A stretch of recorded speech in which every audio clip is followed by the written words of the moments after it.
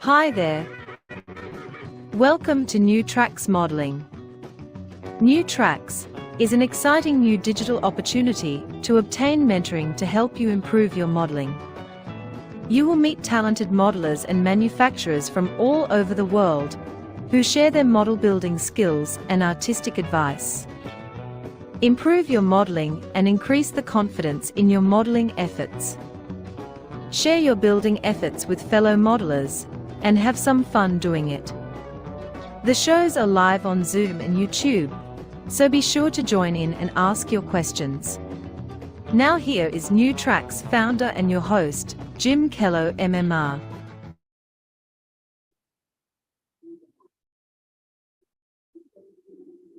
You're muted, Jim. Thank you so much for being here this evening. We really do appreciate it. Hope you come back often and tell your friends about us. We have a great show for you this evening. Before we started, I'd like to turn to Father Ron Walters for the prayer. Father Walters.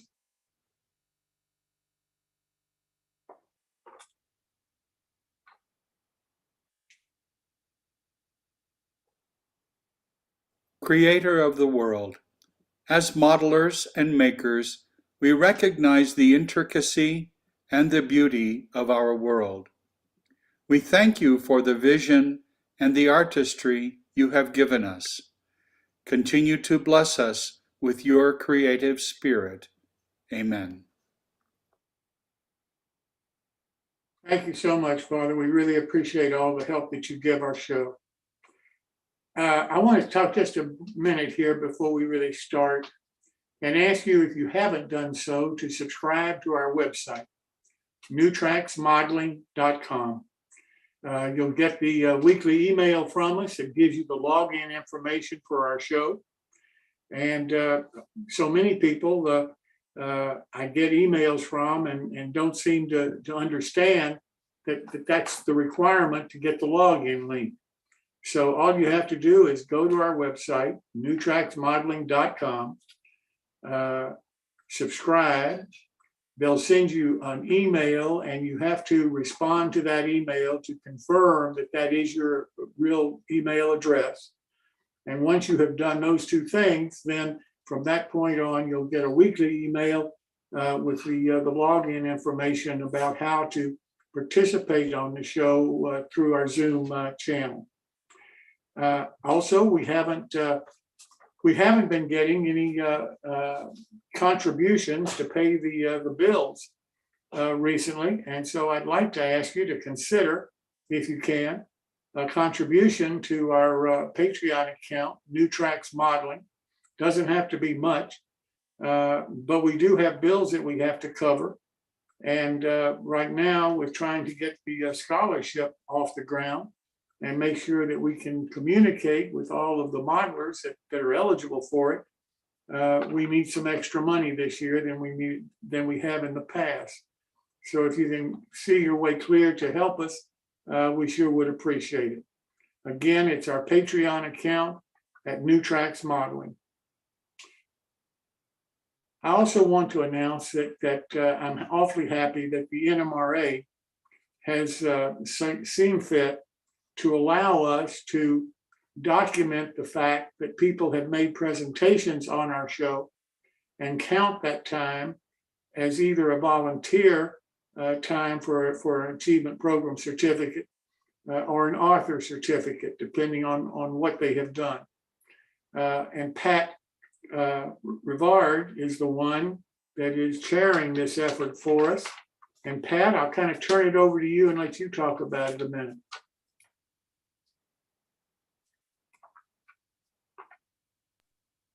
Thanks, Jim.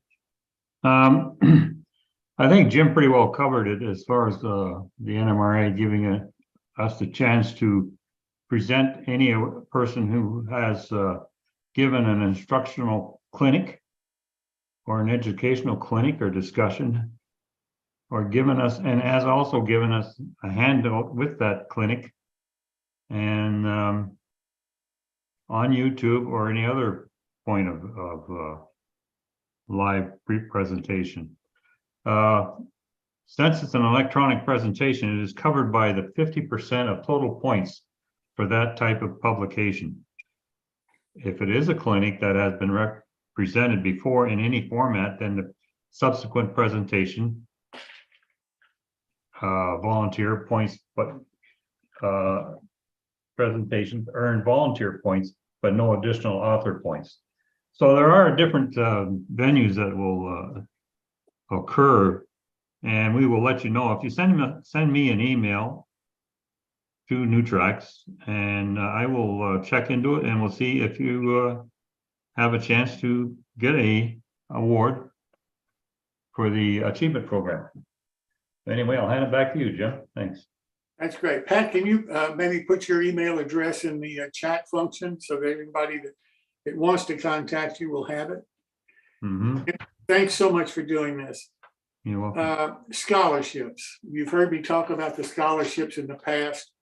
I couldn't be more pleased. The committee that we have with Bob Davidson, Phil Edholm, Kevin McCumber, and Jeff Jordan have just done a magnificent job. It's just the amount of work that they put in, the amount of effort that they have come up with, the creativity that they're bringing to this. It's amazing what I think we've been able to accomplish in a fairly short period of time. We already have 4 kids that have submitted their applications. And, I'd like to have 100, 200 of them by the end of this time. I'm not sure that's realistic because, again, this is our first year of doing it. And we've only been out there a few months at this point. So for us to be able to get out there, to have raised the money from your generosity, to even be able to offer a scholarship like this. We're not a bunch of rich guys here. We're not companies that can afford to make a decision and just do it. When we started this, we weren't sure that we could even raise $1,000, and we more than raised what we needed for that. So I'm really pleased about the way the scholarship program is going, and we're doing everything that we can to try to increase the information flow that's out there and what we're doing. One of the things that's new that we've never done before, that NewTracks has not even considered before, frankly, I didn't even know how to do it.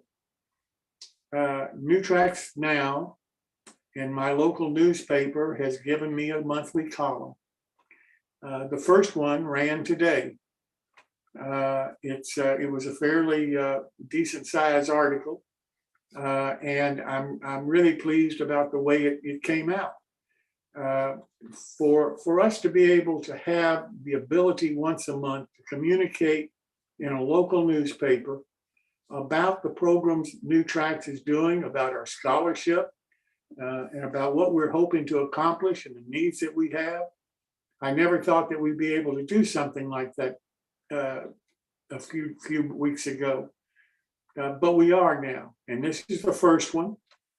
We get this now in my local paper once a month, and I've got the second one pretty well written, but I've still got work to do on it. It's a different way of writing for me. Writing for the model press, I pretty well know who the audience is before I start writing an article. Writing for a newspaper, I have no idea who the audience is. Writing about model railroading, I have no idea really what I was doing when I wrote the first one. And I'm pleased that they thought well enough of it to invite me back and encourage me. So like I say, it's a different kind of situation. You're welcome to go to the local newspaper. You can read the full article and let me know what you think about it. I've posted it on my Facebook pages today, and I've gotten about 300, I guess, responses so far of people that have either said they liked it or loved it or made comments about it, and which I really appreciate. because again, this is breaking new ground for us. And if we can do it in one local newspaper, the company that owns this paper has 5 other newspapers that they own. And I've asked that they consider publishing it in each one of their newspapers. Whether that happens, I don't know. I've asked that it be handled and turned over to the Associated Press so that it can go all over the world and other newspapers can pick up the articles. Whether I can accomplish that, I don't know, because I don't know anything about the newspaper business. If anybody else out there has any ideas or suggestions to help us try to navigate this new, for me, brand new source of information flow, I sure would appreciate hearing from you. My email is jimkello@newtracksmodeling.com. And like I say, this is a brand new potential market for us to be able to communicate in. And I'd like to take advantage of it now that the door has been slightly open to us. But I need help trying to figure out how to navigate this new world, and what I should be doing, who I need to be talking to, and how to move forward to maximize the benefit that we can get, particularly in communicating with the young people about our new scholarship program. So if you have some knowledge, please let me know. The build-alongs we have coming up, as I said last time, Phil Edholm is going to be representing New Tracks at the NMRA National Convention in Dallas, Texas this August. And he's doing a build-along clinic that we were asked to do by the clinic people at the convention.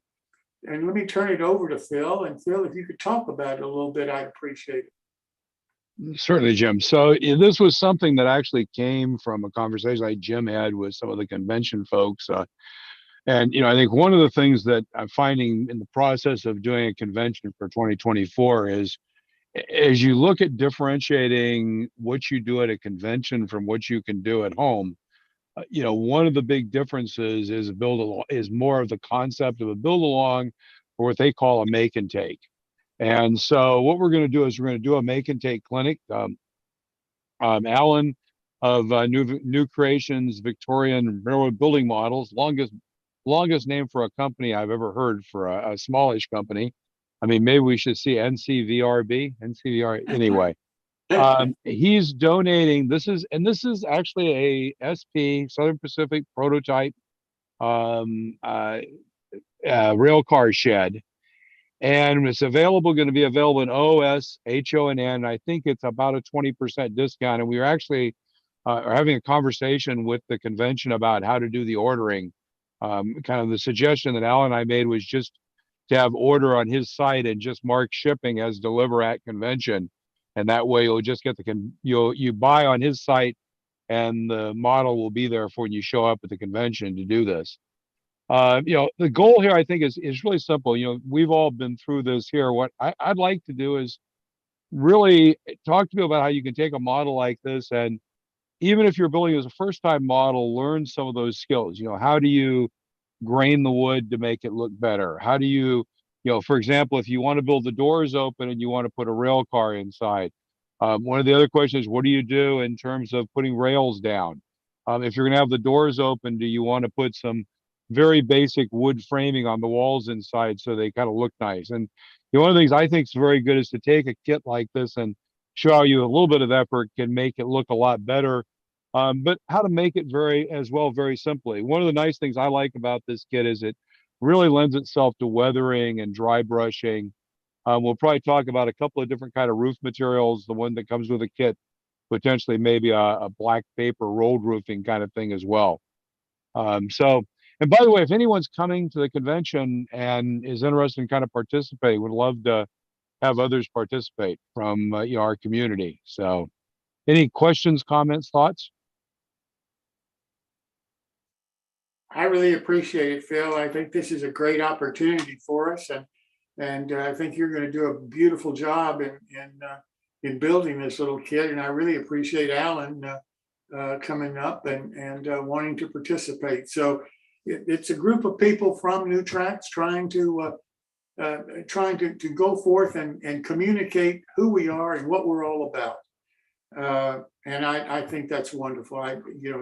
This is something that hopefully we can expand for the 2024 convention in Long Beach with the NMRA, but we'll just have to see how this one goes and what they want us to do for that one. So with that said, you know that Touch Toggles is coming up later this month. Tom Yorks is going to be here next week to talk about the announcement of his kit that he's going to start building on the show May the 10th. And tonight, Eric is going to start building his S-scale truck. So those are the next three that we have coming up on the show. All the detailed information is on our website about them. Our website again is newtracksmodeling.com. So I hope that you'll visit it and participate in one or more of those build-alongs. The show coming up on April the 13th, that's Thursday evening. The only way that you can watch it is on YouTube. Our YouTube channel is New Tracks Modeling. It's going to feature Bob Brown, the editor of Narrow Gauge Gazette. And Bob is just a real gentleman and a first-class member of model railroading's community for many, many years. And I'm really happy that he's agreed to come on our show. And we'll be talking with him on April the 13th, that Thursday, 7 p.m. Eastern. And you can visit live and participate on our YouTube channel, New Tracks Modeling. And I have a short video I'd like to run for you about Bob Brown.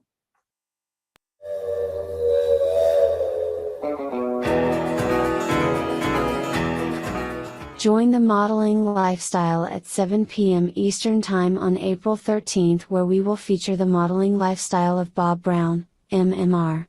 Bob is the founder of the Narrow Gauge Gazette, a member of the Narrow Gauge Hall of Fame and a renowned modeler. Join Jim Kello and Bob as they discuss how modeling has been a major driver in Bob's life. I love the sound of a whistle. And his ON3 railroad is something really to see. So hope that you can join us for that evening. Next, I want to talk about the next My Build coming up on April the 26th. Chris Kors handles that for us. So Chris, I'll turn it over to you, sir. Thanks, Jim. All right, the next My Build is April 26th, and this month we're going to have a challenge. It's going to be, the theme is going to be spring. So show us your vegetation, your scenery, show us that sort of stuff. Show us what you've been working on in terms of that. If you can meet that, that's great. If you can't, well, do what you can, please. But the important point is make sure that you please send us photos that show us what you're working on. We especially want to encourage people that haven't done this in the past, and that's kind of the idea behind the challenge is to get more people involved and to get a little bit different flavor into the My Builds. So anyway, to participate, please email your photos to me at railrunner130@hotmail.com, and we'll be sure to include those your photos with the My Build. So with that, I'll turn it back over to you, Jim. Thanks so much, Chris. Really appreciate it. Earl Hackett sent me an email asking me if we could find somebody who is familiar with using, and please, Earl, if you're here, I'm going to turn it over to you. But the program is called Bender 3D, BENDER 3D. So if any of you are familiar with that program and would like to come on the show and talk about it, that's the person I'm looking for, and would love to talk to you about doing it. Earl, you might want to talk about what the program is all about. Let me share my screen here. See if I do this right. There we are. You should see the Zoom there. See, you got that? Yep. Yeah, this is where it starts. This is a professional 3D modeling program. It is by far the most complicated and thorough system I've ever seen. I've looked at the tutorials and I've tried to, over the last 3 or 4 years, every once in a while I pull it out and I try it again. And I just keep hitting a brick wall. I think too much in mathematical geometric terms, and this is an artistic system. It's used to make professional Hollywood animated movies. Give you an idea how sophisticated this is. But this is it's amazing the way it works, because this is where you start. You turn it on, you get this cube, and you start. You have all these tabs along. Each tab up here has another bunch of tools that you see sitting over here. They're tools that I don't know how many thousands of tools there are in this thing, but what you do is you grab a point and you pull on it, or you grab a surface and you pull on it, and you can make it turn into a sphere or a blob or anything. And in the end, you get something like this. They made that out of that cube by pulling and yanking and coloring it.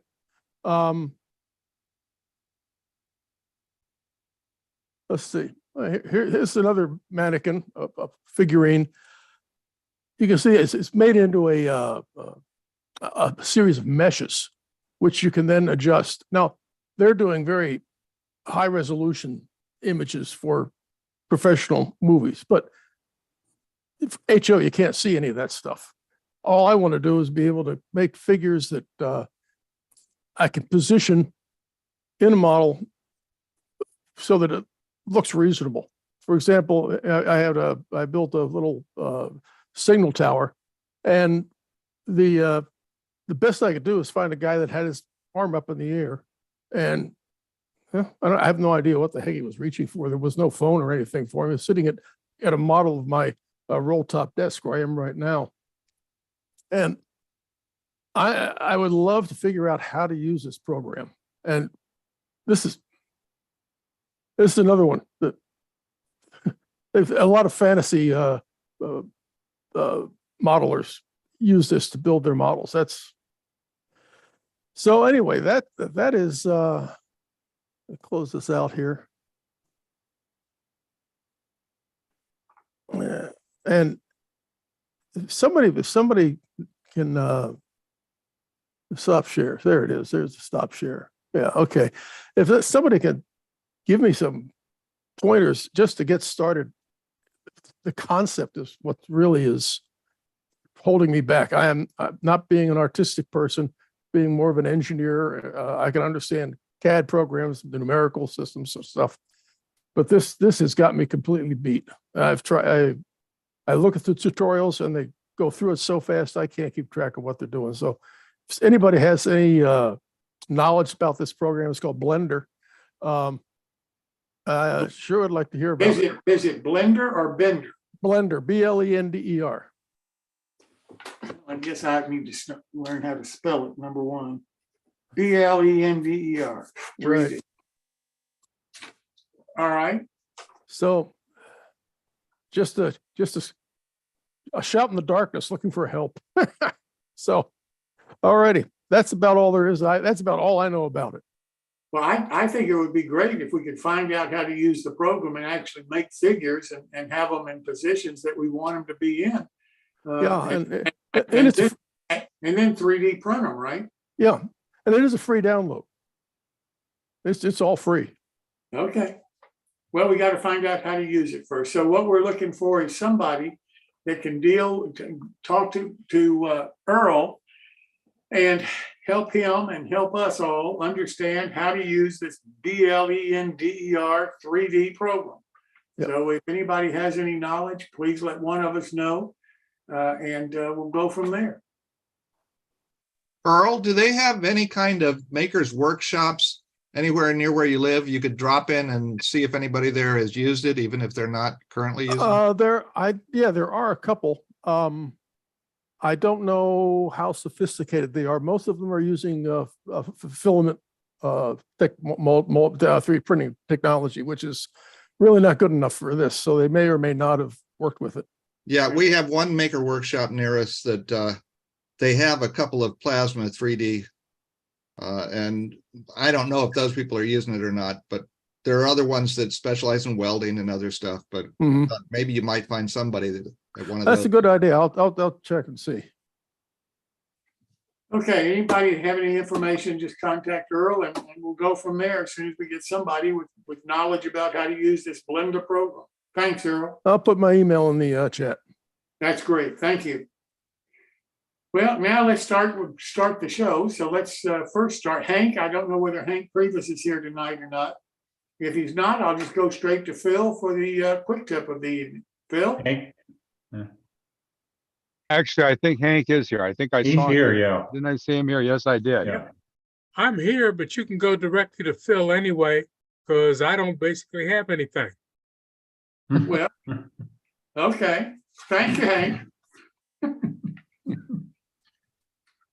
Okay, so this is Phil. So I actually was going to start talking tonight about kind of the output processing side of this process. And I realized that as I went back and looked at where we got to last week, I just didn't get to where I wanted to get to in terms of how to find things, because we kind of went and we looked for an REA sign. If you remember, what we kind of began to talk to last week was, you know, how do you find things on the internet? How do you find objects, art, different things on the internet? And how do you bring those in and use those? And we talked a little bit about, you know, ways to find that. I think we went and we found a Railway Express agency sign. But what I really wanted to do was take a step back and say, let's assume we're building a model and we've got an office. And we're going to make it, you know, if you're in O scale, especially S scale, if you open the doors or you have good windows in your buildings, if you light them, people are going to be able to see inside. If you've added some studs under the walls inside so that they're open, you now need to find some art. So what I said was just real simply, you know, what are the kinds of things that you would find in an office in 1935? What would you want to put on the walls? So the walls looked like they were decorated by the kinds of things. So, you know, I just put down some things I look for. You know, are there anybody any other thoughts? You know, I was calendars, posters. You can look for trade advertisements depending on the kind of business it is. You can look for signs, you know, shipping here, office, whatever. You know, those may be things you find or make. One of the things I do is also look for paperwork, and sometimes I try to print paper. In O scale, you can actually kind of see some of those things. So are there other things that you would typically say you would see in an office that you would want to be able to reproduce? No, I added a clock. A clock. Yeah. Period. Clock. Yeah. Yep. So, you know, a clock would be a good item. You know, kind of the point here is, if you take a picture of an office and look at all the stuff that's kind of flat, that's the stuff you can look for. So, you know, my thought was, let's just go back to what we were doing before and let's start at the top and say, okay, if we want to find a 1935 calendar for our office, how do we do that? Well, clearly the early simple thing to do is put in 1935 calendar. And if we put in, I've got some searches there that I went to earlier that have a little bit more detailed searches. We go look at images. And one of the things is you find that there are a lot of reproduction calendars.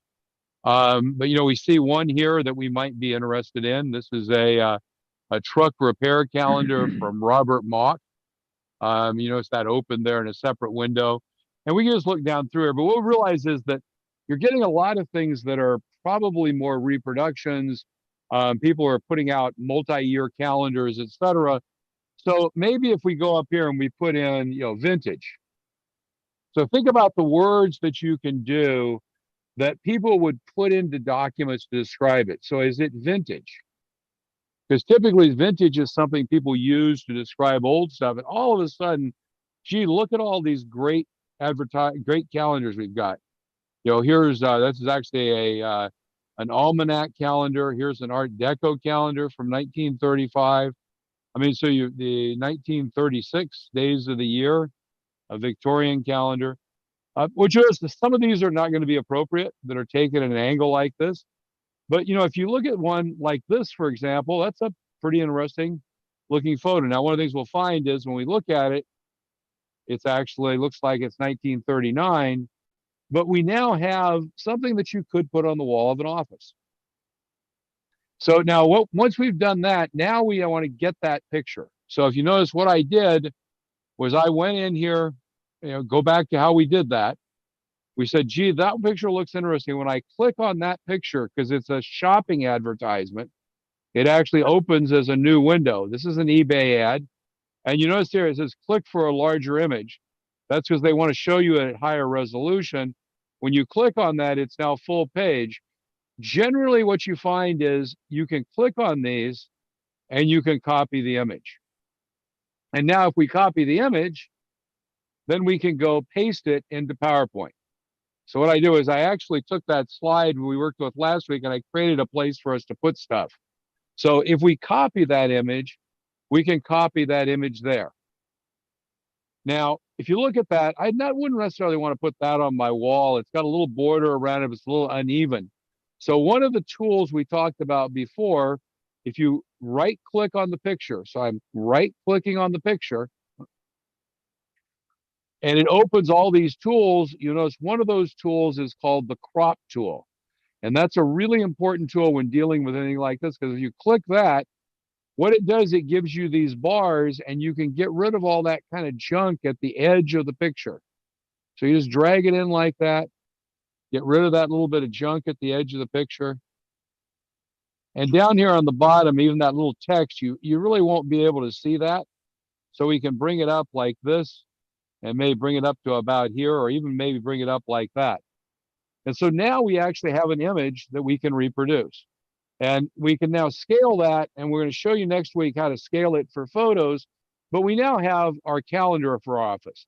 But before we leave that, I wanted to show you one other thing that is really important is you will occasionally hit a page where they have deliberately set an object, a photo up, so you cannot copy it. When you click on it, it will magnify it, it'll do other things. They're just different ways of doing this in the program. In that case, the best way to do it is actually to just capture it as a screenshot. So if you go on your computer and you hit, and typically on a PC, and if somebody knows exactly how to do this on Mac, yell it out. On a PC, you hit Control-Alt, print screen. If you just hit Alt, print screen, it captures the whole screen. If you hit Control-Alt, print screen, it captures the current active window. So if I basically hit Control-Alt, print screen right now when I go back to our sheet here, you'll notice that was what I captured as an object. If I now paste Control-V, because I captured it to my copy register, you notice what I copied was the picture, but it also brought with it the rest of that browser window. So what do? Very simply, click on it, right click, crop, and just crop all that stuff away. Ed? Yes. On the Mac, I've been using Shift Command 4. And that's to capture the screen. Yes. Cool. Absolutely. And so what you notice here, this is really important, is what I ended up with was this is the same image. And I got it, but I got it there in two different ways. This one I captured as image. This I captured as a screen capture, and I cropped it. And so, the beauty, and by the way, the beauty of what we're doing, when you take something like a poster and reproduce it in HO scale, it's so small, this stuff's going to look good, even if it's not huge, high resolution. So, that's a good example. That got us our calendar, let's say. Well, maybe we want a poster. So what kind of a poster should we go look for? Oh, hang on, I clicked the wrong browser window there. So we want to go over here, and instead of looking for a calendar, what if we just put in poster? Now, one of the things I find is when you put in posters in the 1930s, you get a lot of very interesting posters. And some of them you can ignore. You get a lot of these classic kind of that 1930s, a lot of film posters. You can do got lots of interesting things with film posters if you want to put film posters up. If you want to, you can say, instead, another good one is to put in travel. And that generally may bring you up to, something with a transatlantic French line or new luxury ships. And each one of these, again, all you need to do if you decide, hey, I'd like to visit Cuba, is go there. Now, generally, when you click on one of these, you can grab that object. Now, notice when I moved over that object, right there, that's the pixel size of that object. And as long as it's that size, when you print it in HO, it's going to be perfect resolution. So if I want to put that in my office, I just go over it and I click on it, and I come down here and I copy the image, and then I go back over to that PowerPoint and I paste the image in PowerPoint. And of course, I probably got to scale it to make it a good size to go in the office. So, I could probably find, equally well, we could find another couple of posters if we wanted to. If you think about other areas you could do, any words you have, just kind of think about topics that people might do. The other thing that's great is to look at an advertisement for a tractor. So maybe this is a farming community, so let's put in tractor advertisement. Now we can start going down here and say, is there a tractor here? The new Huber. I mean, what an amazing tractor to be able to have. So I think this is, again, kind of an interesting way to pick up those different things. If we go back over to our office again, I think someone said a clock. So let's see, if we go in here and we say we want a vintage office clock. And you see very quickly that we have a fairly large number of choices we can choose from for an office clock. You might want to try to look for something square to make it easier to cut it out when we get done. But definitely, if you wanted the auto light spark plug, you could grab this one. Again, just basic, simple copy image. Come over here to our PowerPoint where we were storing it. Control V, paste the image. And now the image is there. Now that's going to be a little challenge to cut out when you cut it out with a razor knife, but it's a nice image. Now, if you, for example, wanted to do a brown border around that, remember, this is where you can start manipulating these things. Remember, we had that idea of, we have a circle up here. We can create a circle. We can make the interior of the circle, no fill. We can make the outside of the circle brown, and we can make the weight of that, 6 points. Or if we click on it like we did before, remember size and position, we can go over here and we can look at the line and we can make it 12 points. And now we can take that and we can put it around our clock to give us basically a bit more of a band around it. And, remember, you can fill these with pictures and give you some gradient if you want it, to make it a little bit better. But now our clock's got a little bit of more of a frame around it. So, then the other thing that we talked about was, maybe signs. You could do a shipping sign or an office sign or those kinds of things. So, the thing that's really interesting is if you think about what we just did, if we'd been doing this probably in a half an hour, 20 minutes, we could have accumulated 20, 30 signs to be able to put in an office. And I'll show you this next week, how when you go to print these, a single 4x6 image that costs 50 cents can provide you enough signs for your next 4 models. Enough signs, posters, things on the walls. And so we'll come back, I think, next week, and we'll talk about, how do we take these, put them in a format with high resolution and get them printed.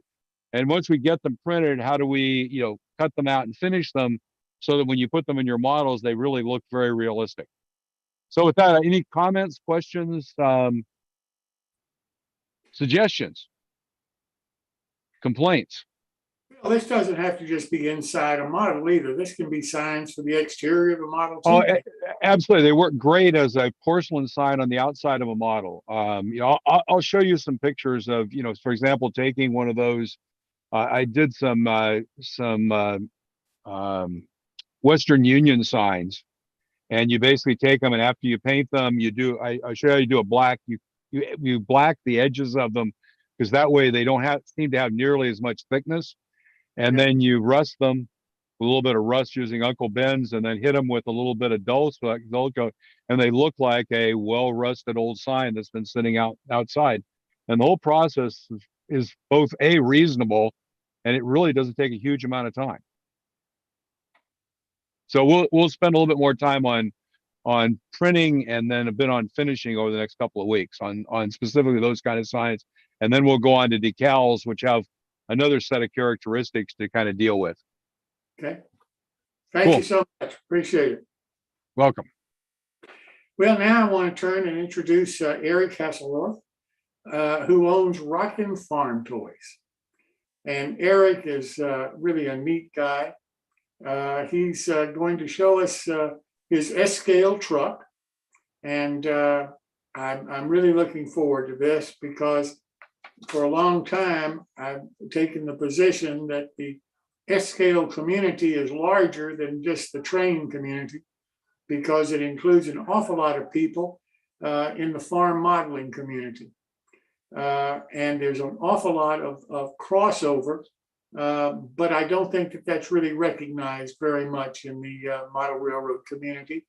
And that's why I really appreciate Eric coming on the show, because I think what you'll see is the kind of modeling that he does, the kind of products that he has and his capabilities are something that we can all use in model railroading. So Eric, thanks so much for being here.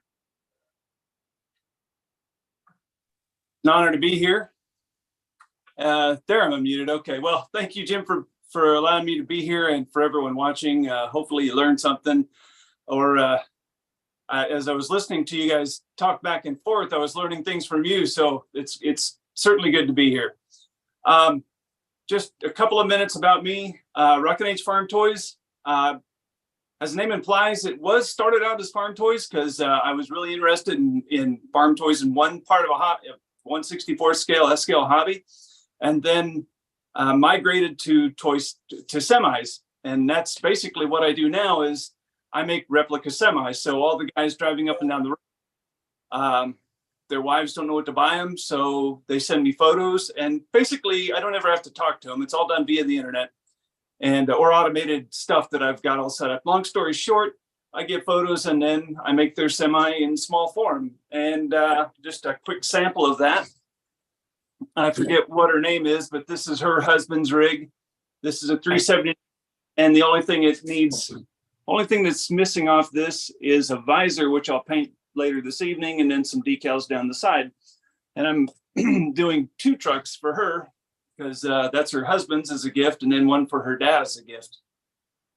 So I work for a lot of women, and that's pretty cool. And then you guys have already talked about 3D printing, and any parts that I can't find or I get annoyed that they're not in good supply, I design them and draw them.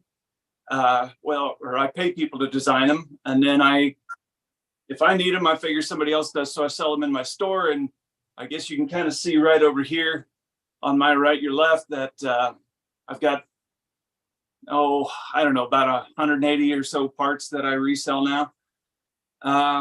And those are all printed in China in resin in various forms.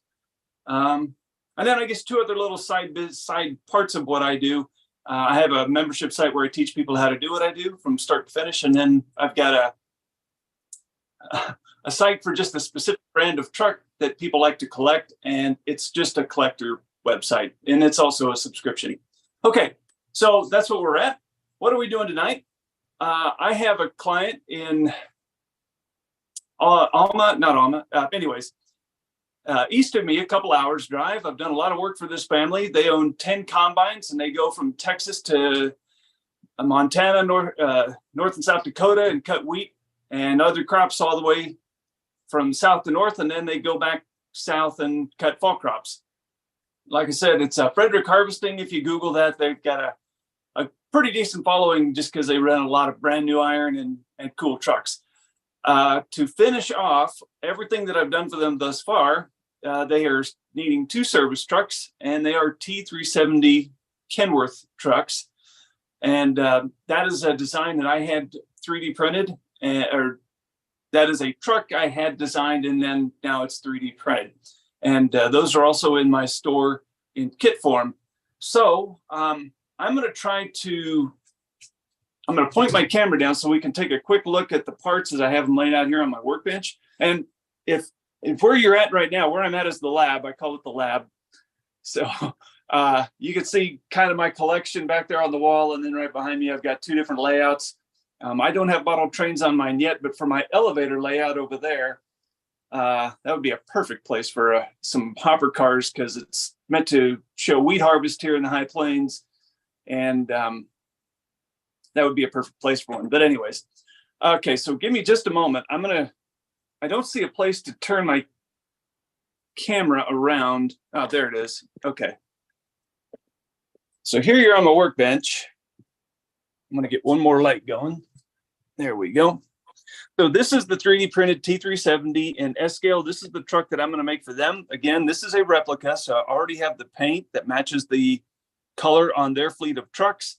The cab is a shade of blue, and then the rest of the products will be silver. Of course, we have tires and wheels that'll be slightly different. And then we have a 3D printed frame. Tonight, I'm not going to paint anything for you. Just kind of want to explain the parts, because since you're already familiar with 3D printing, this won't be very new to you, I think.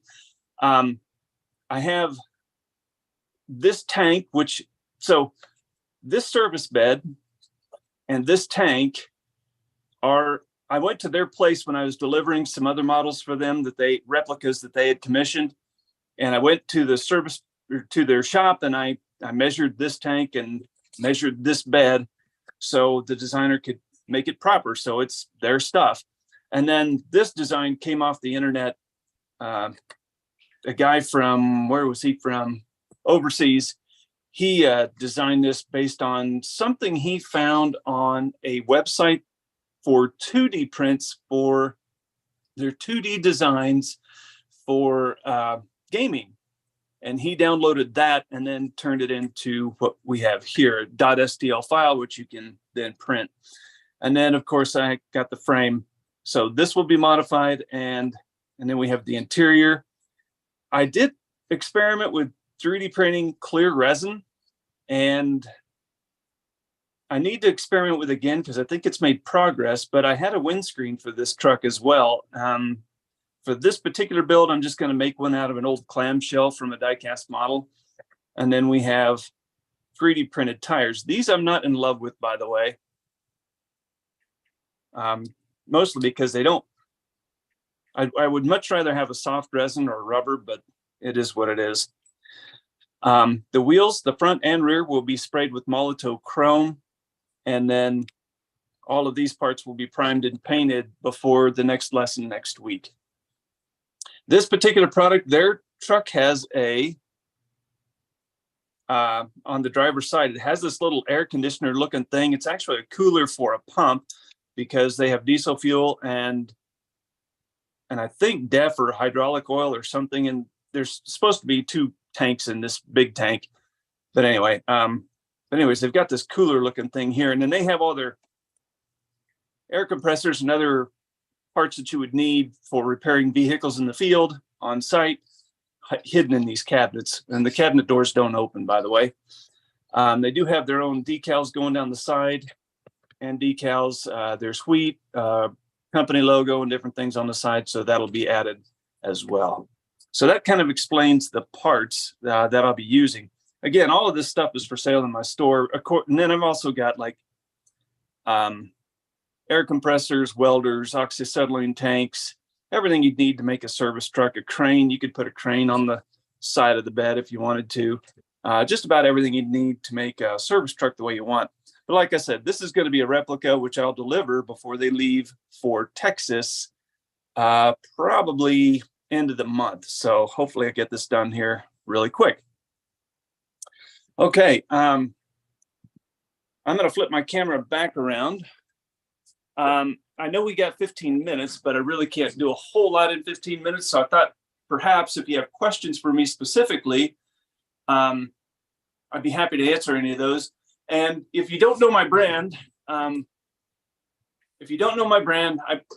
kind of have a reputation for not having any secrets. So if there's something you want to know, I'm more than happy to share with you anything about what I do, websites, or any of that. So if you have questions, Jim, if you would allow people to answer or ask, I'm more than happy to do that. Absolutely, and everybody has their microphone open. I mean, we don't have any closed secrets here. So if anybody has any questions for Eric, please just ask. Eric, what kind of eras do a lot of your products cover, from when to I guess modern day? Yeah, I'm doing everything. Basically, all the replicas I do are more or less modern day. However, if you're familiar with old cab over trucks from the 70s, 80s, I get requests for those periodically. I've got 3 Kenworth and couple of international cab overs on my project list coming up. So those will be done. Anything I custom do is sold before I start because the client has commissioned it. Thank you. Yeah, no problem. Those cab overs, do you do those in O scale? 148? I don't know what's available in O scale. I regret. My specialty is 164. So I can tell you that there's a couple of Peterbilt models and a couple of Kenworth and International, and Freightliner has one. And those are all by Diecast Promotions. That's kind of the brand that I go with because they have the highest detail. Thank you. So Eric, when you said you actually have people design things for you, are you having them design whole trucks? Like the truck we looked at, was that a design you had done then, or? Yes. And it was one of those deals. If I had to do it over again, I don't know that I'd do it because I made it for this family's project. I've done some single cab or day cab T370s, and they just don't sell. So we spent a ton of money.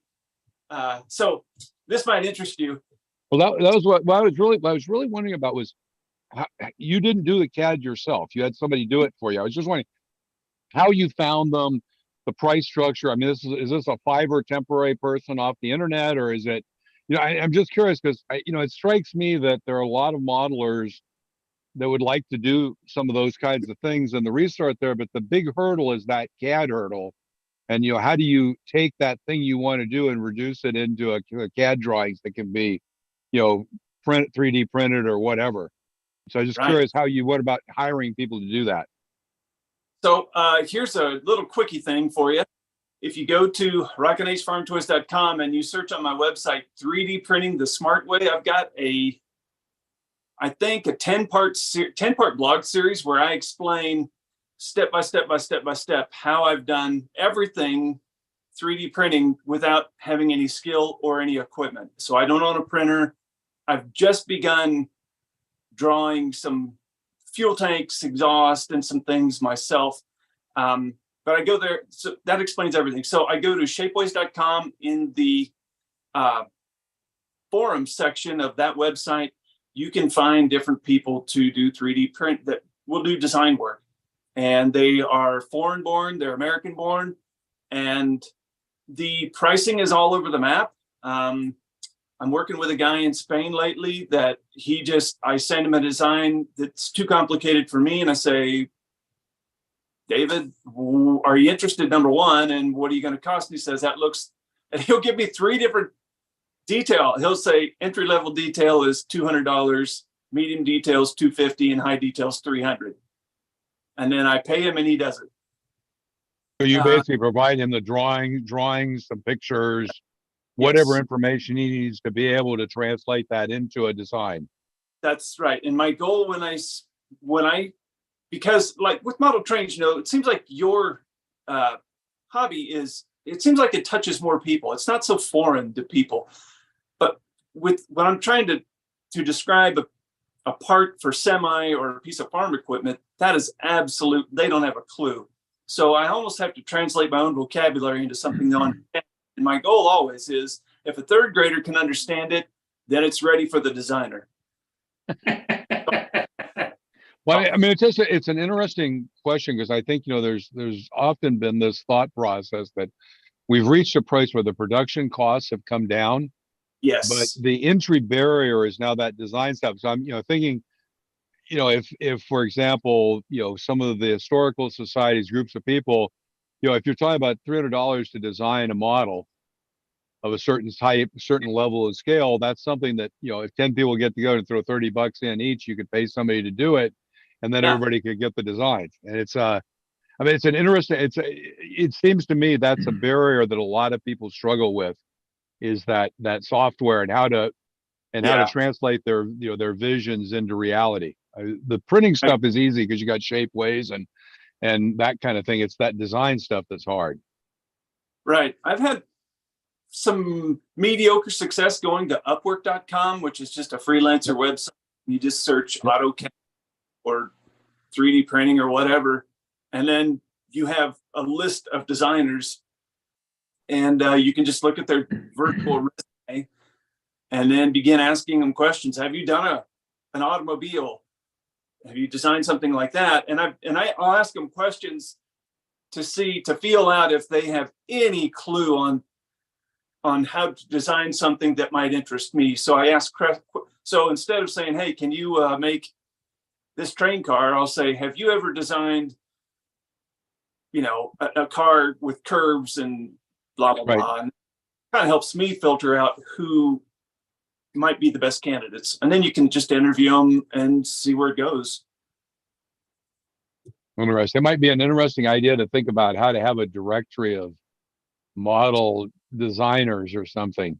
But the problem is when you find somebody good, you're not going to tell anybody else about him. So that is the key, because the guy, David, who I'm using right now, guy that says, all right, I don't have enough to keep him busy. You can throw some designs at him, but don't you tell anyone. I'm like, ooh, that goes against my policy, but I'll honor it. Yes. There's another guy, and I should, I'll send Jim the link, and he's a guy, I think he's in Europe somewhere. He's been pretty good. I haven't used him lately, but he's been pretty good. He's the one I refer to everybody to when I don't want to give away, when I can't tell who I really want him to use.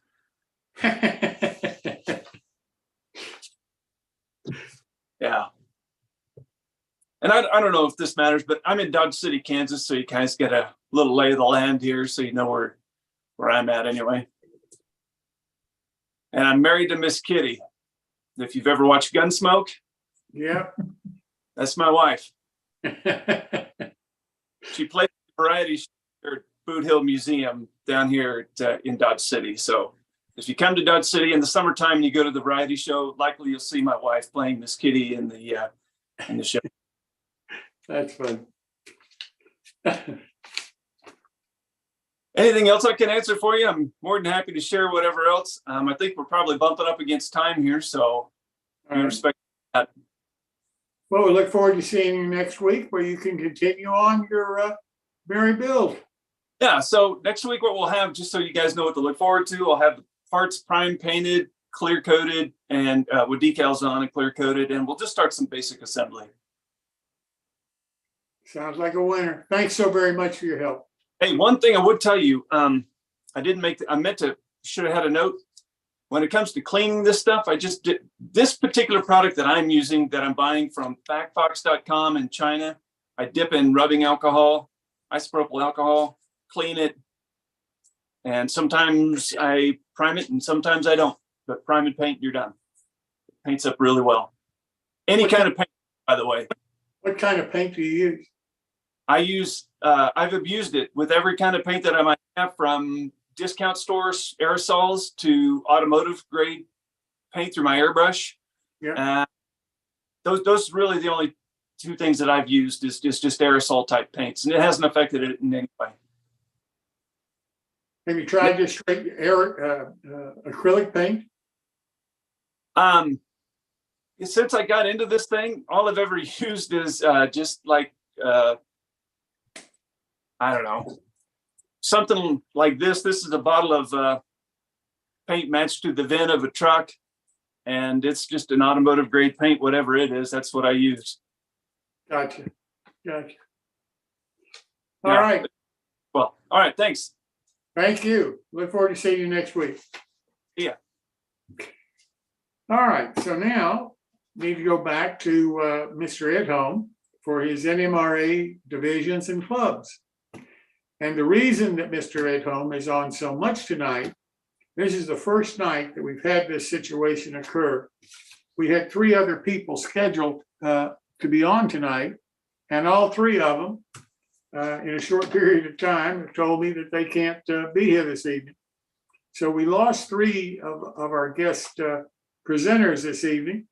And thank goodness that Eric could be here and that Phil had the material that he's been able to share with us. Otherwise, this show would have been much shorter than it's going to be tonight anyway. So Phil, I will turn this over to you again, sir. Cool. Thanks, Jim. Tonight I was actually, we're going to have somebody on, and it also fell through. This has been it sounds like April Fools came on the 5th for us this year. So what I decided to do is I'm actually doing something later on this evening. I'm going to jump off of our meeting here, and I'm going to one of our local clubs, and I'm going to do a presentation for them. They're having their nightly meeting. One of the things that's happened in our area is we are pretty much don't have any railroad shows, any model railroading events, big events in 2023, none announced in 2024. So the opportunity to meet model railroaders that are not NMRA members is pretty challenging for us. So, one of the things we've done is we have a marketing, recruiting marketing team working in our region. And one of the areas we had identified was clubs.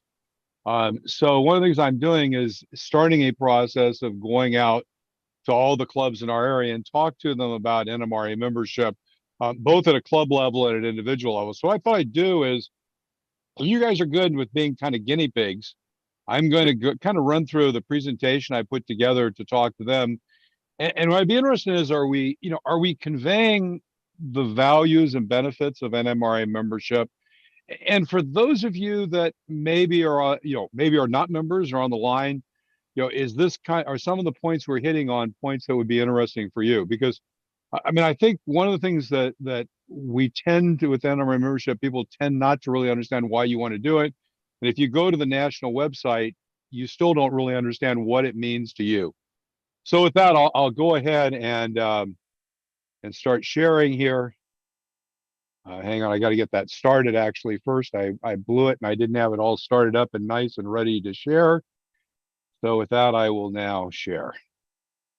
So the real question first is, why do you want to become an NMRA member? Why now? Why is this a great time to do it? And so before I do that, I'd really like to talk to you about what are the benefits of membership. And when I look at anything, and anytime I spend money or do something and make an investment, you want to figure out, what are the different benefits? And sometimes the benefits are personal, sometimes they come to your family, sometimes they come to your community. In terms of NMRA membership, I would think that you think about 3 kinds of benefits. Clearly, one benefit is the hobby overall. The NMRA is responsible for a number of things. We'll talk about a few of those that make this hobby much more enjoyable for all of us. There are some benefits for groups. You guys are a club. We'll talk about some of those benefits at a club level. But then really what's most important is, what's the benefit to me personally? Why should you do it? And why am I going to make the argument that the NMRA is one of the best investments you can make? And that tonight I'm going to show you, I think you can make an investment that'll really improve your modeling in the next year for incredibly low cost. So let's talk a bit about those benefits. If you look at the benefits of NMRA membership and look at those categories, the first area is the one that most people understand the NMRA for when you look at it from the outside. If you go to the website, if you see an ad in a magazine for the NMRA, what you'll hear is it's standards, it's promoting the hobby, there's great online learning, it's creating a community. You'll hear them talking about things like conventions. And, those things are all really important. In fact, I'll argue that the standards are absolutely essential. Can you imagine where we would be as a hobby if we had no standards? Promoting and getting new people in and running a national train show and those kinds of things, again, very important. The online learning, there's great online learning through NMRAX. But one thing that I always ask when somebody asks me for money is I say, if I don't give you the money, will those things stop happening? And those things, quite frankly, from the things that NMRA does for the hobby, the organization will do for the hobby.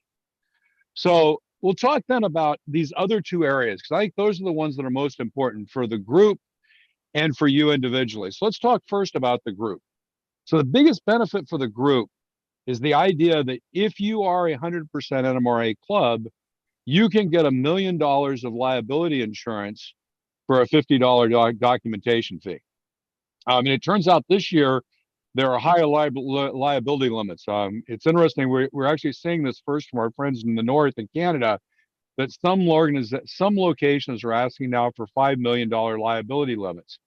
So the NMRA is now providing a capability of extending your liability up to that $5 million level at a fairly reasonable amount of money.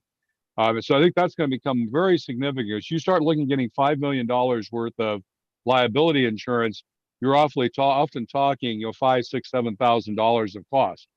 A $1 million liability insurance typically is about $1,500 per $1,200 to $1,500 per year. Someplace it may even be higher. If you have 30 members in your club, that's $50 each. 60 is 25. So one thing that's very important to think about, if you look at your club and you say, this is the question obviously to ask is, 30, 40, 50% of your members are already NMRA members. For that little difference for the other 50%, now you can enjoy that liability insurance instead of paying $1,500 to an insurance company. And then, the other thing that is really, we see this with a number of clubs is, begin to participate in the NMRA group events as a club. And we'll talk about events, and I think you'll see how that can work. From a personal benefits perspective, and this is really where, in the end, you're going to be asked, I'm going to ask you to spend some money. And I ask you to spend some money, I want to tell you why it's good for you to spend your money. The first thing is that, you get a monthly magazine. It's a great magazine. It's got some very good articles. It's available in digital or print. I'm kind of moving to digital now because it's a little bit lower cost. But the reality is the magazine's great, but there are lots of magazines out there, but it's a good magazine.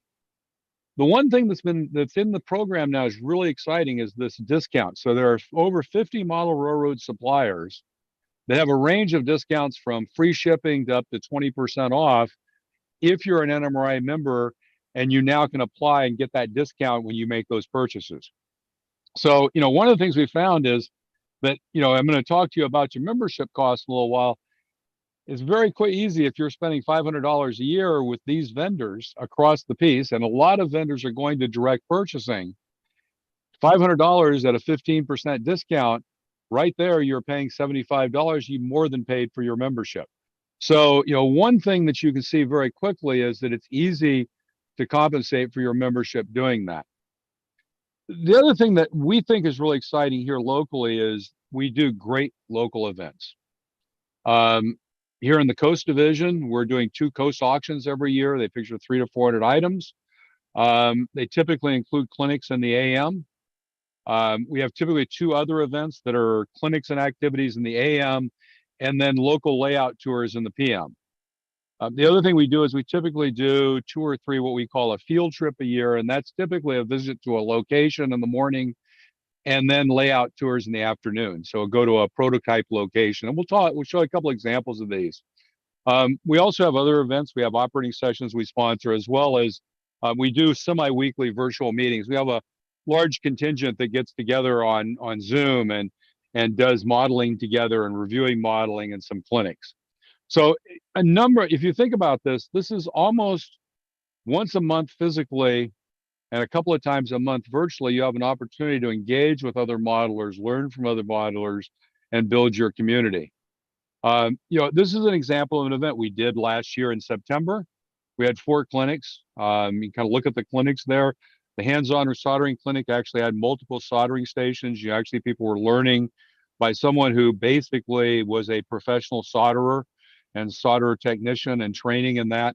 Earl Gerbavon actually is a master model railroader, very recently builds amazing structures and did some amazing scenery details for us, as is Dave Adams. And Fran Foley actually did a Tinkercad demo. So those of you that are interested in 3D printing, Tinkercad is definitely the program to use for most of us. It's a different type of program. It deals with objects, not drawing. And Fran actually showed you how to get in. He does some amazing models using Tinkercad. So that was the morning. We did this at one of our local clubs that has a large facility. You can see some pictures there at the bottom. And in the afternoon, we had 9 layouts open. Now, for those of you who are not from California, you may not know some of these names, but we had Bob Brown, who you'll see on the modeling lifestyle in a week. Bob Brown's layout was open. Bob Brown's layout is like visiting the last 30 years of the Narrow Gauge Gazette, because he has a significant percentage of the models that have been in that magazine are on his layout in his workshop. Seth Newman, who was actually one of the folks who was supposed to be on tonight, who has been in the OPSIG, one of the leaders of the operations movement, his amazing layout. Dave Adams, amazing ON3 layouts. So we have a number of layouts that are very cool. And we talk to local people, we can talk to about being able to see those. This was an opportunity just on a Saturday afternoon to go see 4 or 5 super layouts. And these are some images of those layouts. You can see, you're talking about S scale. We were talking about S scale earlier. The top second image from the left is actually a very large S scale layout of the New York Central. And when you see over on the far right, you see Bob Brown in his workshop and a picture of Bob Brown's layout. So one of the things our members get to do is at least 5 or 6 times a year, you get an opportunity to go see layouts, talk to layout owners, and meet them. This was another example. This was an event we canceled on March 11th. And we're actually going to be doing this probably in June. So if you become a member, you can join this. What we were doing was going down to the South Coast, down in the Monterey Bay area, and first going to Roaring Camp, where they were going to host us for their steam up, for a shop tour, for a train ride. One of the modular groups was going to be there on that weekend. And then in the afternoon, we actually had 7 layouts open, some pretty amazing layouts you can see from the photos here. Lastly, for those of us that are in the hobby, conventions are an interesting opportunity to go immerse yourself for a few days. And so here basically where we are in the Coast Division, we have a couple of conventions coming up. Next year in 2024, we'll be doing the regional convention locally. And it's going to be exciting. $139 hotel rooms in the middle of Silicon Valley. We already have 15 layouts committed. We have 15 committed clinicians. For example, Bob Brown's going to have both his layout open and be doing a couple of clinics. We'll have great daily options. Every day in the middle of the day, we have clinics in the morning and the evenings. In the middle of the day, you'll have options for layout tours, operating sessions, prototype tours. We're probably going to have some popular clinics repeated, as well as potentially some 4-hour special blocks. We're looking at things like a DCC boot camp for those of you who really are more DC people and want to move into DCC. And of course, then the national convention will be in Long Beach in 2024. Finally, I really want to talk about why I think this is important to you, not just because of modeling, but for your health. The reality is model railroading is a great hobby. And it's a great hobby because it can be multiple hobbies together. Atlantic published an article in 2018 that said that people that have 4 hobbies live 5 years longer in retirement. When you read the article, what you realized is it was less around having 4 hobbies and more around having separate social circles and focus circles that kept you engaged and busy. And the beauty of model railroading is model railroading can become just that kind of a hobby, where you not only have, a club that you're part of, but other layouts you participate in, operating sessions, clinics. And one of the beauties of becoming part of the NMRA is all those places are opportunities to make new connections, to meet new people, to build that community around yourself that keeps you engaged and healthy and moving forward, and really is all about living longer and being happier and ultimately using those skills to become a better modeler. So anyway, I'd like to close tonight with a great offer. We have a thing called the Rail Pass. It's a 9-month trial membership. $20 is one of the best deals, but tonight, if you want to join tonight, you pay $10, we'll pay the other $10. And far and away, this is the best $10 modeling investment you can make this year, because quite frankly, You'll get to participate in all the events. You can register and go to the conventions because you'll be a member. And if you guys decide, because now you can be 100% membership, you can use the liability insurance and have a huge savings for the club as well for next year. So really like to talk to any of you who'd like to talk more about joining, have questions. I think it's a really exciting opportunity. And like I say, if you want to spend the best $10 on modeling this year, you're going to spend it tonight. Anyway, so what do you guys think? Arrows are fine. I mean, by the way, I really am looking for commentary more than, you know, just because I really want to get an idea. Did that, was it a persuasive message? That's what I'm asking. Yeah, Phil, for me, I think it was. It's pretty much all the things that I heard 30 years ago or more that made me join. I think one of the things that struck me the most was the standards that they created that made the hobby what it was. Yep. And then not that would have anything to do with my membership, my involvement or anything, but just I felt that the organization should be respected because of that. Yep. And I think that's absolutely true. I mean, there is a part of things that say, you know, some people will say, yeah, I'll do it just because it's the right thing to do. Unfortunately, that doesn't seem to be the majority of people. Let me play devil's advocate with you for a minute. Sure. NMRA is a bunch of HO guys, isn't it? Absolutely not. I mean, you know, what's amazing to me is that, you know, if you go back and look at that set of layout tours that we had there, yes, there were HO layouts, but there were ON3 layouts, there were S layouts, there were garden layouts. You know, clearly, when you have an organization that reflects the majority, a significant percentage of the hobby, in the end, that organization is going to represent the demographics of the hobby. You know, it's interesting. I live in California. We all live, you know, for tonight, I'm going to talk to folks. We all live in California. I always think it's interesting when people say, you know, California is really average. Well, yeah, when you're 15% of the population, by definition, you almost have to be average because you define the average. And I think that's the important thing about the NMRA is, yeah, there are a lot of model railroaders in the NMRA that are HO model railroaders, but the reality is that's the hobby. And HO is by far the most popular scale in the hobby. But what's really important is it's not about scale. It's about skills. It's about what you can learn, and it's about the relationships you can build. And by the way, you know, the ON3 and operations, or the operations community, which very much part of is almost scale independent. Ed, this is John Mick. I'd like to make a couple comments. Question, first of all, where is the 2024 PCR convention? Where is it being held? In the PCR convention in Silicon Valley. Where at? It's actually at a place called, it's going to be at a place called the Sonesta. And it's called the Sonesta San Jose. It's in San Jose. Well, it's actually not in San Jose. It's actually in Milpitas, which is okay. Yeah. But it turns out there. I have a lot of family there. Oh, if you know the Bay Area, yeah. This hotel is right at the intersection of 880 and 237. Okay. And yeah.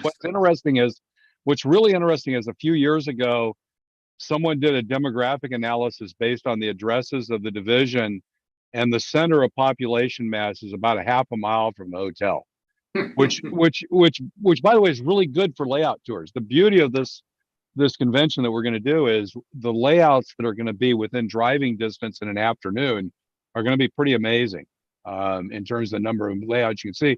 And quite frankly, the other thing in the Bay Area is most of the layouts have not been open for 8 years, except for I think at O-Scale West and occasionally at an OPSIG, a few of them. So I might be interested in coming to that because I have would love to have you come. By the way, I'd even volunteer to give a clinic. If anybody ever, I'll make this pitch because I'm going to make the pitch to everyone. If you're interested in a trip to the Bay Area in 2024, if you want to come to California, it's a great time to come. You know, it's April. Spring's a great time, and you know where you are is kind of a great center point. We actually set the hotel up to get the rate starting on Friday night of the weekend before. So if anybody wanted to come in, they could stay over there and use it as a base to do some sightseeing. That would even be greater. Yeah. Yeah, no, we're trying to create, one of the things we're really dealing with is, quite frankly, saying this is a whole separate discussion. We're saying, and I believe fundamentally that people doing conventions have to begin to think profoundly differently. 20 years ago, when you did a convention, all you really worried about was putting on a convention. I think today and going forward, you have to think much more about selling the convention than putting on the convention. Yeah. Marketing the convention, identifying what you're going to sell. It's why we literally started soliciting layouts for a convention in 2024 3 weeks ago. Yeah. So if you allow me to do a pitch. Sure. I'm the chief clerk and paymaster for the Arizona division. I'm also the secretary of the 2023 convention. We are having a steam train ride, steam only. The steam engine for the Grand Canyon Railroad is June 7th to the 11th. So if you're interested in riding a steam train where its engine is steam only, no diesels, why, I think it's June 10th. It's the Saturday. So go to the website, just look up the Arizona division. You'll see the convention advertised. It's going to be a great convention. Thursday and Friday, there'll be a lot of good clinics and a lot of clinics that just about the local area, the Grand Canyon. We have some rangers coming in. On Saturday, then will be the steam train ride. On Friday, there'll be a tour of the engine shop, and they'll be finishing firing up the steam engine. So they only run that once a month. And this is a charter train for us. So if you're an NMRA member, fine. You can join the NMRA with your 9-month pass you just talked about. It's a fantastic opportunity if you want to ride a steam train. So if you just go to the website, you'll find that it's just a great opportunity. I'd be happy to answer any questions about it. And I think, John, you pointed out something that, is an interesting thought process is, conventions is a way to kind of have vacations and go places. I mean, we kind of think about regional conventions as being our local convention, but the idea of saying, this is an opportunity to go visit a location and see them locally and meet some folks and, versus waiting for a national convention to come around. So, yeah, well, the PSR has people coming, the other 3 divisions are in California, Southern California. So there'll be a lot of California people here, probably a lot of people, So anyway, it's a good opportunity.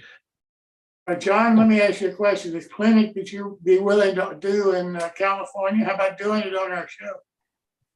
Well, I'd be happy to do that. Yeah, it's an hour clinic, so I'd have to break it into 4. Actually, I'm doing 2 at the convention in June. I'm doing one on all the lighting, LED lighting I did for the Arizona State Capitol. They're building an HO layout in the Arizona State Capitol. Yeah. And I did all the design. It's got about 20 Arduinos, 20 different boards I did. I can control actually as many as you want, but we're planning on 1,200 to 1,600 LEDs that I can turn off individually. There'll be a 20-minute day. 24 hours is compressed into 20 minutes. And so I'll be doing a clinic on how I did that. And I'm also going to do just one kind of a general clinic on how to use Arduinos in model railroading. So anyway, I'd be interested in both of those, John. Let me do this. Can you send me an email? Sure. Let me give you my email address. Yep. It's Jim Kello, JIMKELL 2 L's OW at New Tracks Modeling, NEWTRACKSMODELING.com. Yeah, I'm still working on putting them together because it's not till June, but I've got them 80% complete. I'm not talking about doing them right now anyway. This would be probably September, October timeframe. But if you were interested in one of those in the PSR, PCR, I might be willing to do No, that. absolutely. Well, one of the other things where, we've been talking about, we should talk about this is this idea of some of these kind of an extended kind of clinic on things like Arduinos. It's maybe more of a make and take of, Yeah. getting to Yeah. the point. Ted Becker did some good ones, I thought, about a year and a half ago. So, He did. He did some great ones. Yep. yeah, Ted is one of my best friends, so I keep in touch with him on a regular basis. He's really been struggling with his sickness. Yeah, but it's nice to hear you say that he's getting a little bit better and maybe be home by the end of April. That's great news. Yeah, I put it in the chat. They got the trach out and all that. So he's hoping to be home by the end of the month, but don't know. Okay. John, something else that you might want to do is talk to Phil, because Phil has this every 2 weeks. He does the Jim, you did that. I was already writing John an email saying, hey, we should. I don't have his I don't have his email address. Are you doing Zoom clinics, Phil? We haven't decided. So we're doing at the convention this year, we're doing one clinic track on Zoom as a virtual convention, and it's being sold and marketed as a separate priced virtual convention with a few other things like reviews there'll be a review of all the contest models and that. Just want to see how that goes. I have a personal, and I have to say, so gotta be careful about this. There's been a bit of a battle. I have a personal belief that concurrent conventions may not be the best way to do this.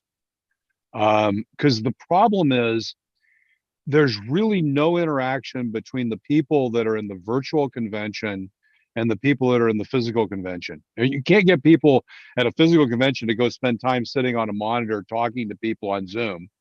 And the people on Zoom never see the physical. So what they see is they see a video of the room.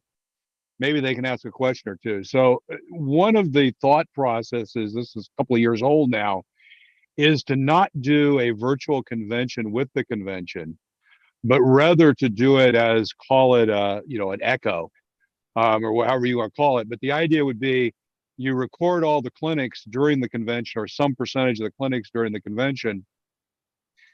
And then the virtual convention is a couple of weeks later, maybe on a weekend, where those clinics are done, and then the clinicians come back and do questions, and everybody who goes to the convention physically can go to that, plus the virtual attendees. So everybody's there together virtually. And kind of, if you think about it from a physical convention, it would be really cool to go to a clinic, watch the clinic, especially something about a technique, go home and try it, and when you figure out you can't do it, be able 2 weeks later to talk to the clinician about what your problem is. And so, one of the things I want to do is see how well this goes this time. I don't think the national convention is doing it this year. I had heard that the national convention next year, the PSR was trying to figure out if they could use the interchange to do that. And I don't know. We're just, for this one, we're still just using Zoom because of the adoption for Zoom is so high to get people on. So we'll kind of see. When you say for this one, which one are you talking about? For the 2023 one, we're using Zoom. For the 2023 one, which is being run, no, the 2023 PCR okay. convention, which is being run by the CR division, they're using Zoom, and they're doing one clinic room. So we've got one clinic room set up. And the challenge is, if you haven't done this, it actually, to do it so it's reasonable, really takes some equipment. You got to have a couple, 3 cameras. We actually have a workspace camera, as well as a clinician camera, as well as a room camera. You got to have a switcher to be able to switch between those. You've got to have microphones. We bought a wireless mic setup with a couple of lavaliers and a couple of handheld mics. It's a lot of stuff to do it, and you have to have. It turns out when you have the virtual overlay, you have to have at least one person kind of running the tech in the room. If you have a virtual Zoom meeting at the same time, you have to have somebody who is assigned and 100% dedicated to be the host in the virtual space. And you probably have to have a moderator or a host in the room physically to help the clinician and move things along. And, for example, you don't want people asking a lot of questions during the clinic because you want to be able to get the mic to them, so you won't wait till the end. So it actually, it complicates having the live virtual clinic, I think complicates the real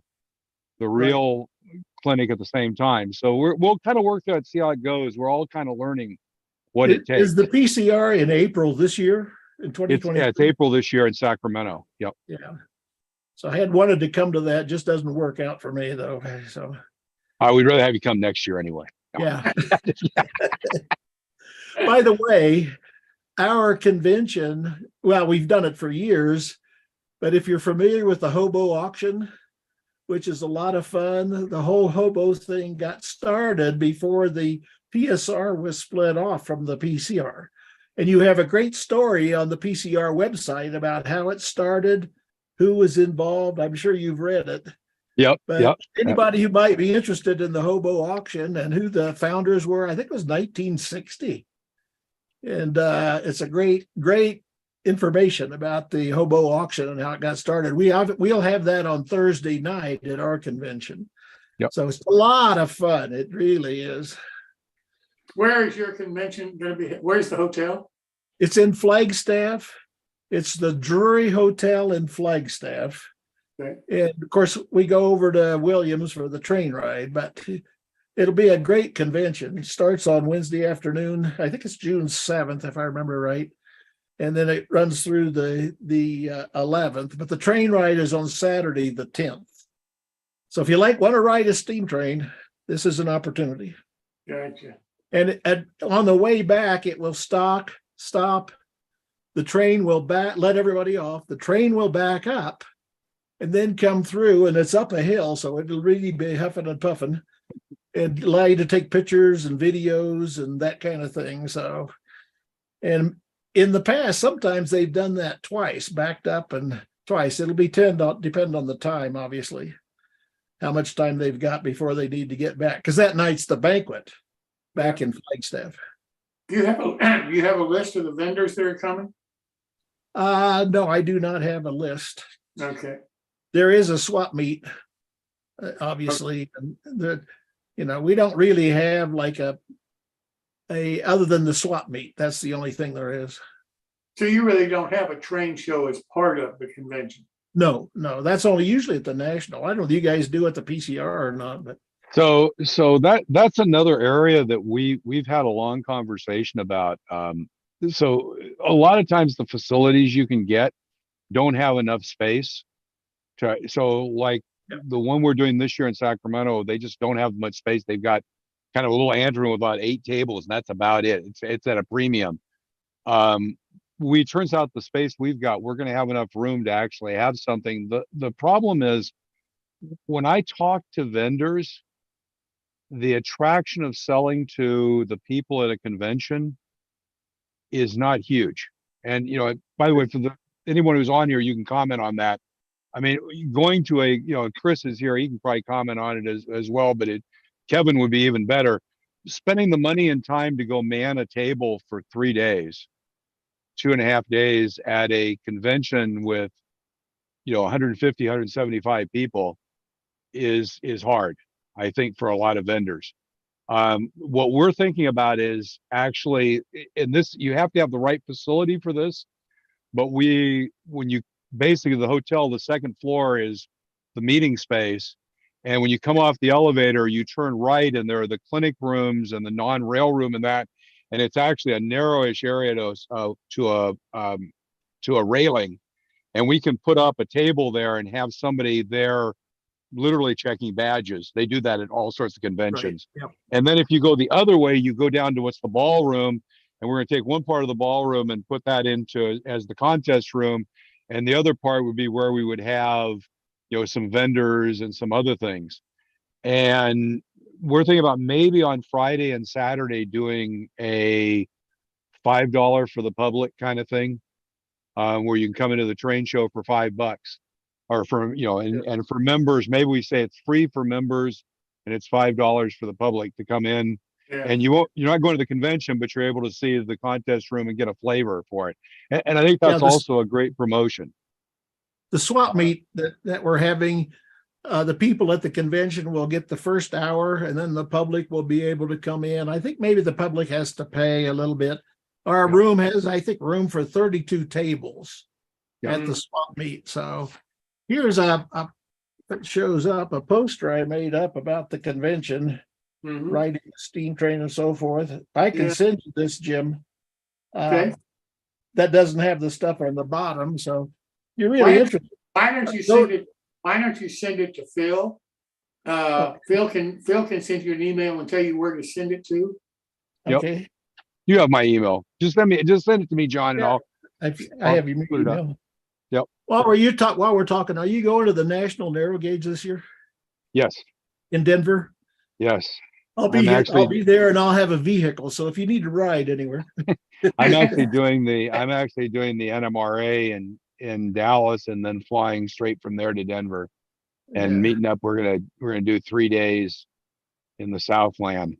We've got the Well, maybe The, you guys can talk about your travel plans later. yeah, we'll talk about it separately. That's not a good thing to do here.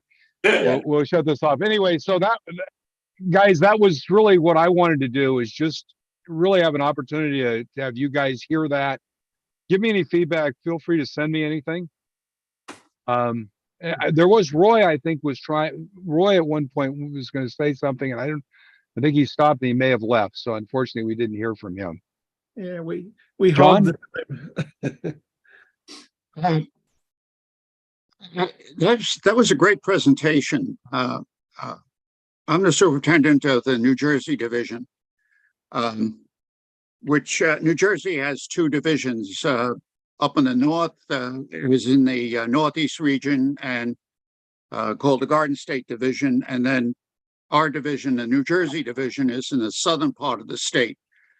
And so we're essentially from Trenton south with some shore communities going up to the New York Harbor. New Jersey is the most populated state in the country by square mile. It's northern New Jersey is highly urbanized, and so there are quite a few folks living there. The southern part of the state, we're actually in the garden part of the state, and it's rural. There are some towns, there are some cities, and so forth. My division, I just got the roster from NMRA, is 194 members. We were up as high as 218. So my membership, well, actually my board and I, but my membership guy is going to have to take some lead on this. We got to find out what the leakage is. Is it the higher John, membership fee? No, John, I did a session on this a while back, and it's really interesting. In business, they talk about a thing called churn. And churn is how many customers, if you have a subscription business, like if you're a cell phone company, it's how many customers leave you each year to go to somebody else. And at one point, by the way, the churn in the cell phone business was up around 35%. So that meant every year, 35% of the people went to a new company. And by the way, that's really hard to manage, you can imagine. If you think about in our world, whether you call it attrition or churn, every year, some percentage of your 198 members are going to go away. There's nothing you can do about it. I mean, if you think about it, if a member joins the NMRA and they stay a member for 30 years, and then they depart one way or another, they move, they pass away or whatever, that's 3.33%, 1 out of 30. I raised that up to at least 5%. Personally, I'd probably go to 7. So 7% of 198 is 14 people. You're going to lose 14 people this year. It doesn't matter what you do. It's not because they're unhappy. It's not because they're mad. They're just going to go away. It's that there's a uncontrollable churn or attrition in every organization, every process. And what you do is you can't combat it. You just have to accommodate it.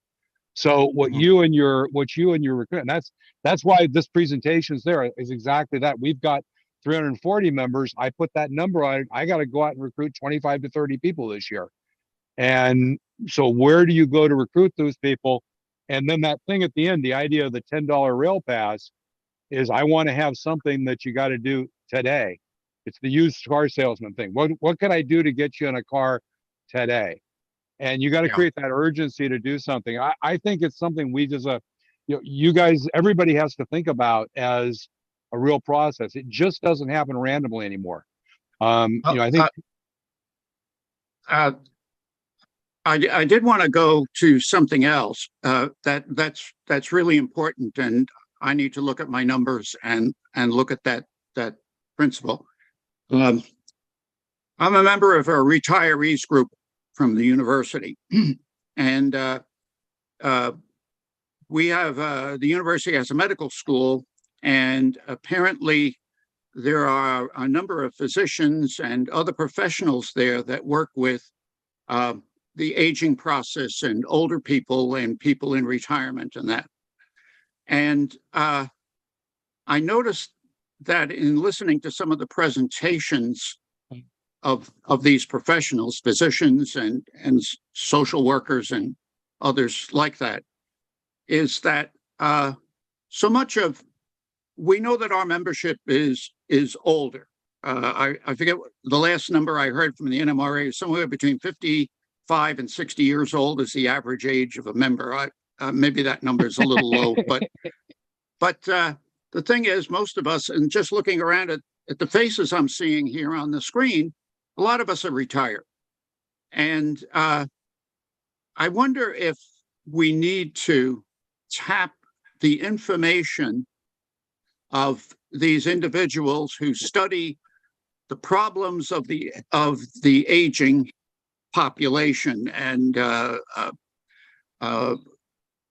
what I've worked with colleagues on campus who have said, I'm retiring from teaching. And I said, I'm retiring to model railroading. In other words, my direction was I was going to something else. I did 40 years of that career, and I enjoyed it, and so on and so forth. Now I'm moving to something new. And I wonder whether we in NMRA need to take a look at that. If that is going to be our recruiting area or an important part of our recruiting, that maybe we need to tap those areas, those academic or medical areas or social areas, to find out what are the keys to getting somebody, for example, a person who had some Lionel trains and never did model railroading because of an active career, and now all of a sudden he doesn't have a job anymore. He doesn't need a job, or she, for that matter. And how do we tap that in saying, look, this is something that you can do to keep yourself cognitively active, physically active, socially active, and so on, so that we're actually doing something very good for these individuals, doing it very good for all of the people on the screen here and the people I have in my division and I know elsewhere in NMRA. That's my point. Yeah. John, let me ask you a question. You have a local newspaper? Local newspaper? Yeah. Yeah. We've got newspapers in Trenton. We've got the Philadelphia major newspapers, and there are county newspapers and some local papers. Yes. What I have found in my community, I live in Florida, and I just got asked to write a monthly column for my local newspaper. I've never had anything to do with newspapers before. In my community, there are an awful lot of retired people. Part of my rationale and thinking and why this interests me is because just what you were saying. The older person is a natural, in my opinion, because there's so many of us right now that are model railroaders, and there's got to be others that have had the same life experiences that we have, and maybe they just haven't made the same decision about becoming a model railroader yet. Well, then my thought process was, how do I communicate with them? Chances are they either subscribe or get access to the local newspaper.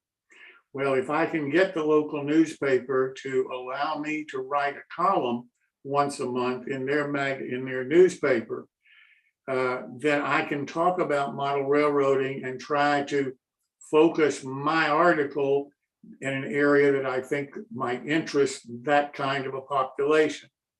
Second reason I'm doing it is because we are the only nonprofit organization of just volunteer model railroaders that offers a scholarship for kids that want to continue after high school into a STEAM program in a college or university or accredited technical school.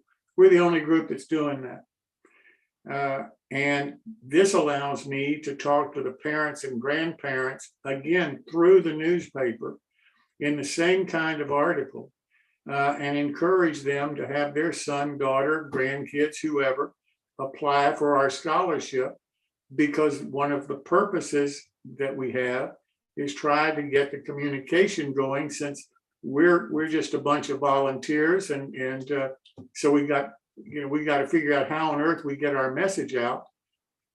All the costs that we have are donated costs from the people that are watching this show right now.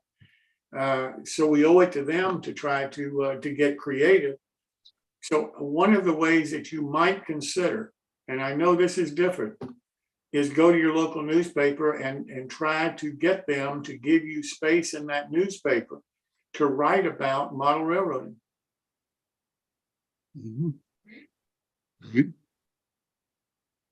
So I think the other thing that would be very interesting would be to talk to some of those folks about, the idea of in aging, this article that I read, and I was trying to find it. I can't find it again, but it was a study that was done where, the quotation was that people who had 4 hobbies live 5 years longer in retirement.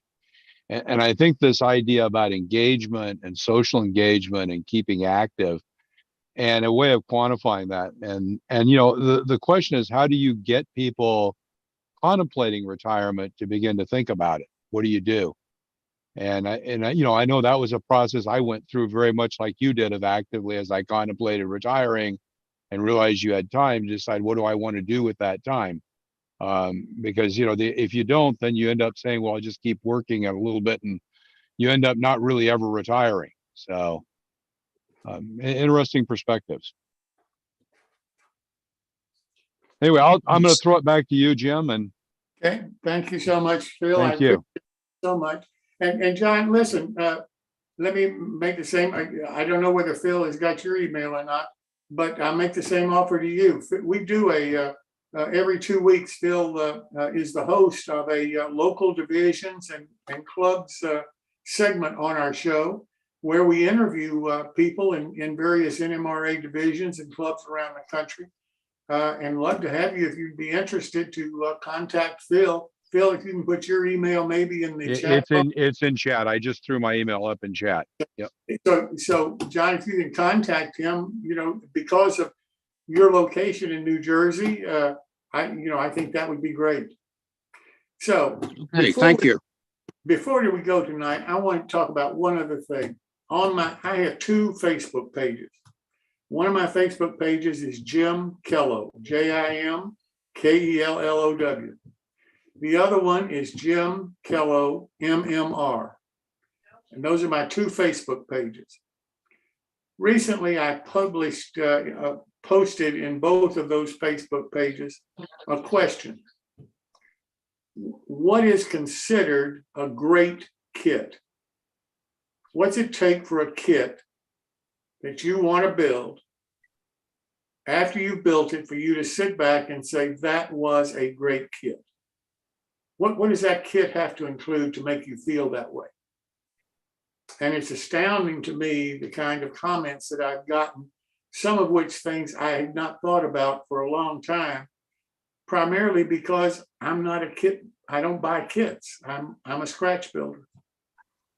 So I formulated in my mind what I think the audience, at least on my Facebook page, is trying to say. This is what we want in a kit. This is what we consider to be great kits. Well, I think that's great information if we can figure a way to disseminate that kind of knowledge. And admittedly, it's a small survey to manufacturers, and have them consider really what their customers are saying, maybe not to them, but what they're saying to each other, or what they're saying to somebody like me who just simply asked the question on their Facebook page. A little bit later, that same day in the afternoon, I posted another post that said, what do you consider a great scratch build, a great kit bash? And I got a bunch of answers for that. Then this morning, I posted the third question, what do you consider a great scratch build? And I haven't looked at the emails that come, the comments that have come in for that yet, but I assume I'll get a bunch of those too. And what I'm gonna try to do is try to figure out what model railroaders today, and I'm not talking about buying the kits, the old kits and so forth that are 30, 40, 50 years old, that you may pay pennies on the dollar for, but I'm talking about the current production kits. Maybe it's important that we try to communicate with the manufacturers, particularly the small, medium-sized manufacturers, the kind of information that their customers are saying, this is what we want to see in a kit. Some of the comments that I've got on my Facebook post, I've never thought about before. And I encourage you, if you'll go to either one of my Facebook pages and give me your thoughts. The posts are there. All you have to do is just go and make a comment. Because I'd really like to try to get as much information as I can to try to formulate in my mind, at least, what is a great kit? What's it take for a manufacturer to produce what model buyers are saying is a great kit? And for the people who buy that kit and use it to kit bash, what are those people looking for? What do they look for when they buy that kit, knowing what they're going to ultimately do with it? And lastly, what are people scratch build? Why do they scratch build? With all the various kits and so forth and the capability of bashing out there, what is there about scratch building that's so attractive? And I think that's information that hopefully I'll be able to pass on in a later show. But if you have any ideas, if you'll go to either one of my Facebook pages and just let me have your comments, I certainly would appreciate it. With that said, that is our show for this evening. It's been a little different one than you probably expected because some of our guests just couldn't be here. We apologize for that, but it's a live show and those things happen. So with that said, let's go to our caboose for the evening and finish out our show.